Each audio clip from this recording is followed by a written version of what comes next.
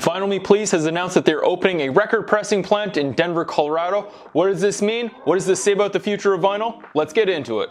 On April 25th, Vinyl Me Please put out a media release saying that they're going to be opening their own record pressing plant in Denver, Colorado. Not only will it be a record pressing plant, but a destination for vinyl lovers to go. They'll have a store, a bar, a listening area, and there'll be even spots where you're able to see inside and watch the records being pressed.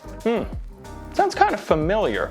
Anyway, for those unaware, Vinyl Me Please is a Record of the Month club. It was founded in 2013, and in my opinion has been a huge part of the vinyl resurgence, as well as the FOMO and the collectability of modern records. They specialize in putting out records that have never been available on vinyl before, have been long out of print, finding a lot of hidden gems and giving them a proper AAA analog reissue, and just doing really deluxe editions of super classic albums. They offer their Record of the Month in several different genres, and the ability to swap out if you don't like the selection they have that month. In addition to their Record of the Month club, they also have box sets, limited editions, exclusive pressings, exclusive variants of certain records, even some stuff that you can only buy if you are a member of their club. Their records are always in deluxe packaging. This has included things like prints, drink recipes, and little booklets to go along with the records. This is quite the cool concept, and they've been a mainstay and very popular in the vinyl community for many years. About 3 or 4 years ago, it seemed like everyone was a subscriber to Vinyl Me Please. I bought into the hype, I jumped in.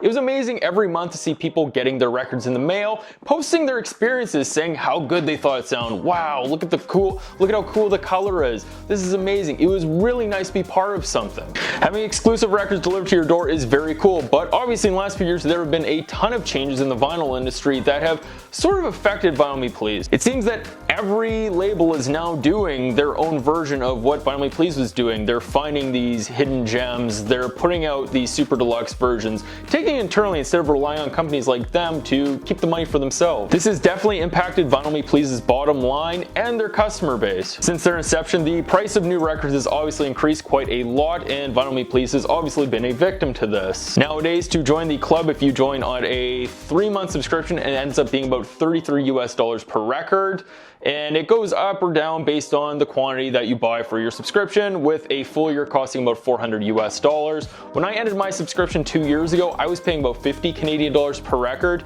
Now with the exchange rate, it would be closer to $60 per record. They have been doing a lot right, but price alone has caused a lot of people to go away from the service. They have had some other challenges as well. People have definitely complained about inconsistencies from release to release. Sometimes you'll get a beautiful 2 LP deluxe edition, and then the next month you will get something that you've never heard of and have no interest in. People have complained about the customer service in the past, but they've done a lot to really bring this up to speed. However, some people still will not let this go about the company that they had an issue 5 years ago with them. And above all, quality control. One of the biggest issues plaguing Vinyl Me Please is that they have to source their records from all over the world to meet their demand to be able to put out several different records in several genres every single month. Being well aware of these issues, combined with Vinyl Me Please's existing customer base and the serious potential of vinyl into the future, they've seen huge potential in creating their own destination and pressing plant. So that is why they have announced that they're creating their own audiophile grade pressing plant. This one kind of threw me off a little bit, because what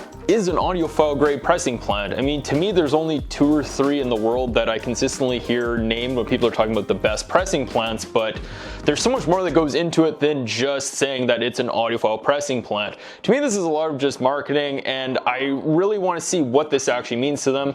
Are they going to be doing things that replicate what other pressing plants do? For example, RTI is known to have a very long process that they believe improves the quality of their records and really helps it with the quality control process. Are they going to be doing the same thing? We'll have to wait and see. Within their media release, they have claimed, "Our goal is to establish new standards for the vinyl record production industry and to continue to facilitate the best experiences imaginable for a growing number of music lovers across the globe." They've also mentioned that they have the resources and partners required to make the best vinyl LPs ever produced in a place where the experience will be as special as the finished goods. So it's literally Third Man Records. It's Third Man Records. Jack White literally has already created 3 different destinations, including one that has its own record pressing plant, which we'll get into a little bit later. This will help them bring a lot of their logistics internally, because right now they are dealing with pressing plants as far away as as well as some in the United States. Keeping up their demand and being able to do proper quality control on their records is very, very difficult. According to the Vinyl Me Please website, our team receives test pressings for each album we press and listens across multiple turntables to ensure the best playability. We also have producers around the country who are contracted to listen to our tests as a third ear, providing additional input and a neutral review of each album we press. And if you go through their media release in detail, it is obvious that they are emphasizing quality and quality control. Every 100th or so word in this release is the word quality. Believe me, I looked. Because proper quality control while meeting their customer demands just isn't possible. And outside of price, that is the biggest reason why people have left the company, is that it's not consistent.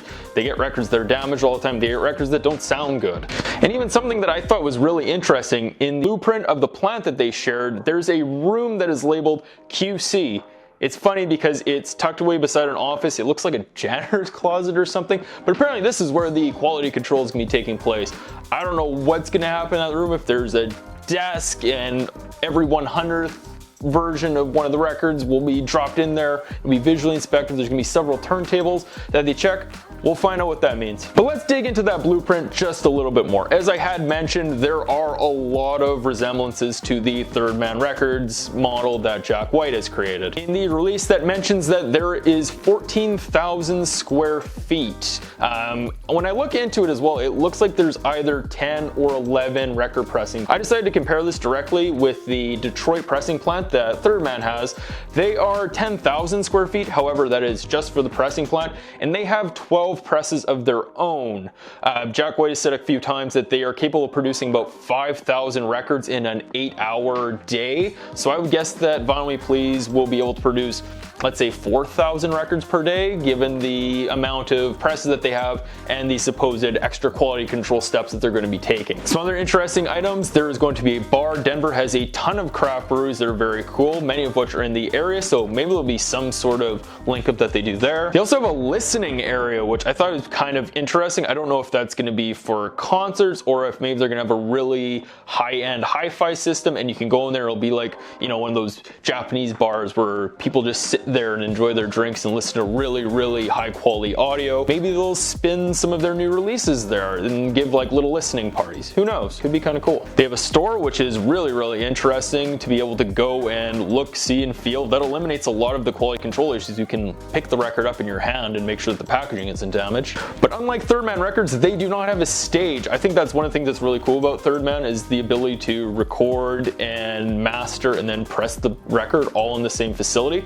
However, they are across the street from the Mission Ballroom, one of the coolest venues in Denver, so there probably will be some sort of link up there. I could definitely see this as well being a before and after show destination for music lovers. To me, this seems like it has a lot of potential. I'm kind of bothered by how much they've emphasized audiophile and quality control, because so much of that is just out of your hands and so much of that will take time. For example, I love Third Man Records. I have some spectacular sounding Third Man Records, but their quality control isn't always completely perfect. I've gotten damaged records from them. I've gotten records that don't sound great, but vinyl's an imperfect medium. It's what to expect.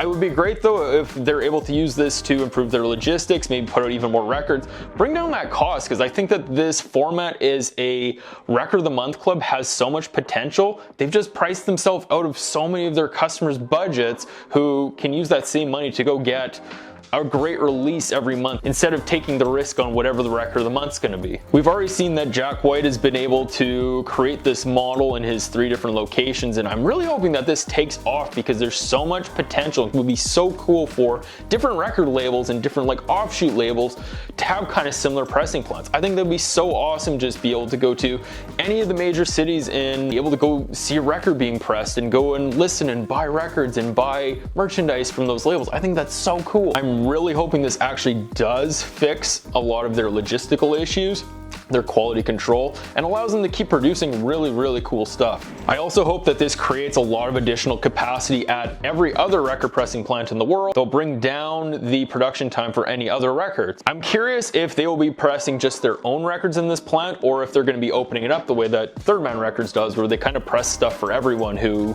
contracts to them. Anyway, I think that this is an awesome step for vinyl. I really hope this goes well for Vinyl Me Please. I think that vinyl lovers are going to see the benefits in the years to come.